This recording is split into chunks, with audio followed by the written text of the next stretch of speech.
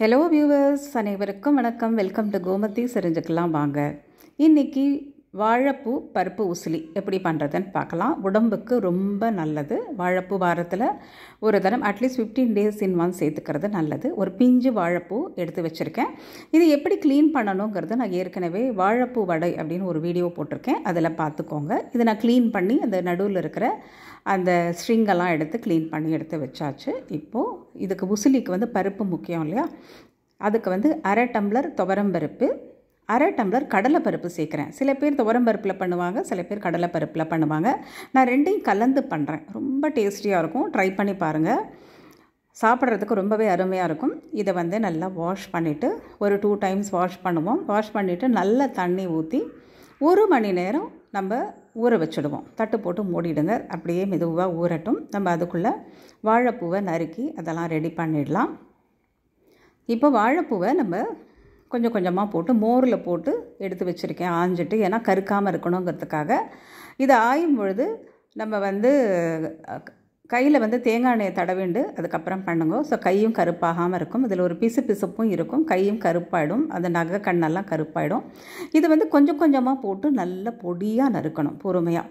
இந்த பொடியாக நறுக்கும் பொழுது நம்மளுக்கு வந்து உசிலி வந்து ரொம்ப அருமையாக இருக்கும். பெரிய பீஸாக போட வேண்டாம்.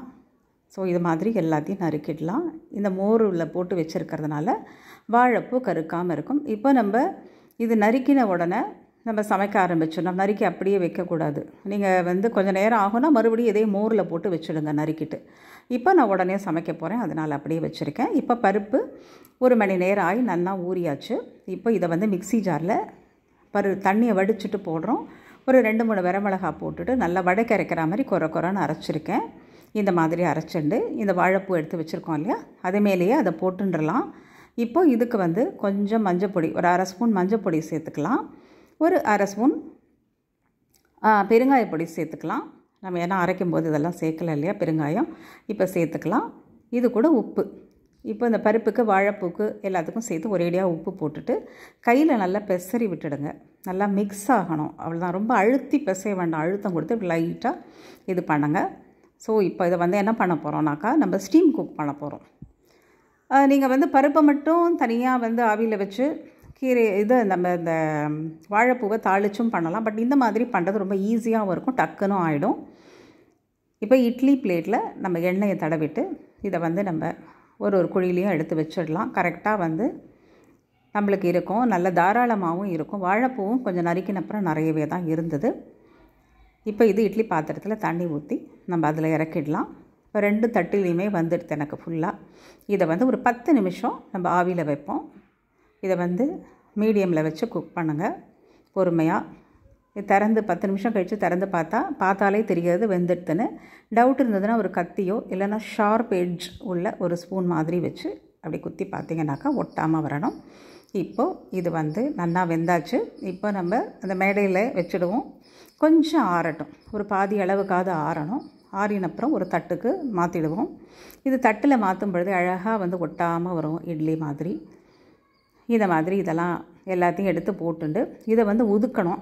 இது வந்து சூடாக இருக்கும் பொழுது நம்ம கையால் வந்து இது பண்ண முடியாது. ஸோ இந்த ஷார்ப் எட்ஜு உள்ள அந்த ஸ்பூன் தான் வச்சுருக்கேன்.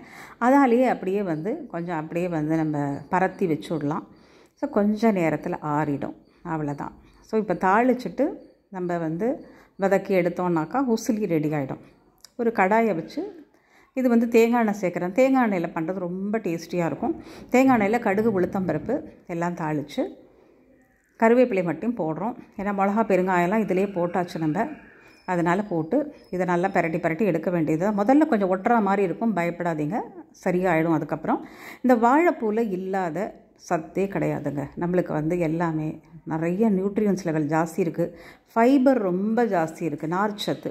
இது வந்து நம்ம டைஜஸ்டிவ் சிஸ்டம்க்கு ரொம்ப நல்லது. கான்ஸ்டிபேஷனுங்கிற பிரச்சனை இருக்காது. இந்த ரத்தத்தில் வந்து நம்மளுக்கு அந்த பிபி, கொலஸ்ட்ரால் எல்லாத்தையும் நல்லா கண்ட்ரோல் பண்ணும். இப்போ சூப்பராக ரெடி ஆயாச்சு.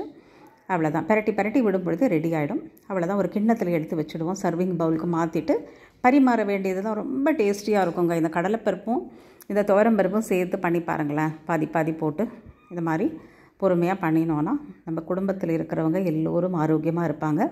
உங்களுக்கு ரொம்ப பிடிச்சிருக்கும்னு நினைக்கிறேன். நம்ம உணவில் தான் நம்ம பாதி பிரச்சனையை தீர்க்கலாம். நல்லா சாப்பிட்டு இருந்தோம்னாக்கா நம்ம ஆரோக்கியமாக இருப்போம். உங்களுக்கு பிடிச்சிருந்ததுன்னா லைக் பண்ணுங்கள், ஷேர் பண்ணுங்கள், சப்ஸ்கிரைப் பண்ணலன்னா பண்ணி வச்சுக்கோங்க. உங்கள் ஃப்ரெண்ட்ஸ் அண்ட் ரிலேட்டிவ்ஸ்க்கு ஷேர் பண்ணுங்கள். உணவே மருந்து. Health is well. Stay healthy viewers. Thanks for வாட்சிங்.